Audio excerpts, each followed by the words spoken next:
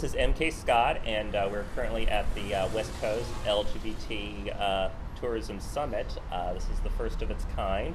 I wanted to talk to someone who is a renowned filmmaker, and she is here representing the LA Gay Chamber, and would like to talk to you, JD Disalvatore. I'm here in lovely, rainy Seattle, and I mean, they deliver. It's raining right now for the LGBT Tourism Summit, sponsored by the Greater Seattle Business Alliance, GSBA. And there are chamber members from around the Northwest and lots of sponsors, and it's been an absolutely phenomenal conference so far. What has been the best thing about the conference so far? I love the speakers, the presentations, and the panels have been phenomenal. It's like such a sharing of information between LGBT chambers of commerces from around the country. Mm-hmm. So everyone comes here, and then they do presentations of like, how can we maximize commerce for our chambers? How can we utilize this conference is specifically about how you can use tourism to bring dollars to provide economic growth for your city, gay or otherwise. And since the gay market seems to be a little bit on the recession-proof scale, I mean, we have a large percentage of our population tends to spend money, buy new technologies, travel, and even though the recession's hit, our gay dollars are still really strong. And considering we spend so much time in this country fighting for our rights, trying to overturn Don't Ask, Don't Tell, and get gay marriage, and overturn ENDA, and we do all this stuff, it's like, wow, now we have the mighty gay dollar, as they like to call it.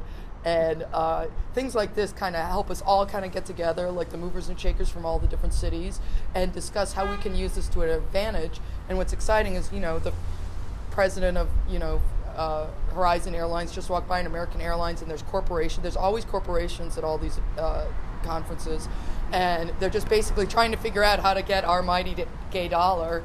And then we're figuring out how we can utilize that to bring more money into the LGBT-owned businesses and subsequently funnel money into our communities, like Los Angeles. Just recently saw one of your current films, A Marine Story. And now that Don't Ask, Don't Tell has been repealed, how has that affected you?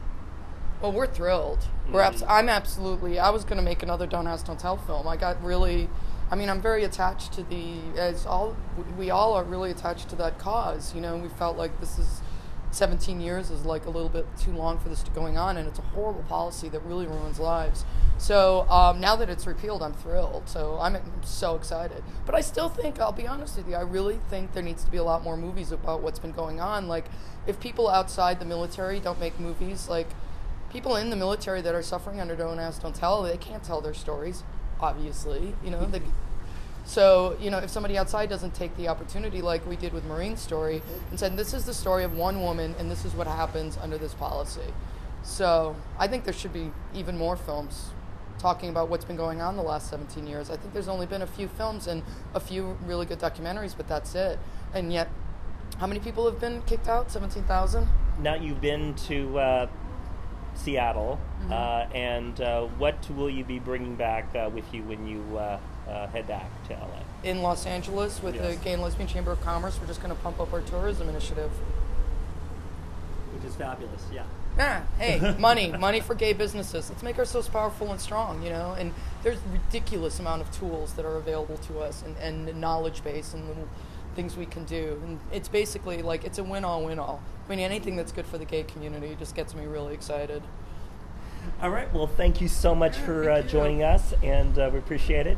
And this is MK Scott reporting from the Madison Renaissance Hotel at the LGBT Tourism Summit.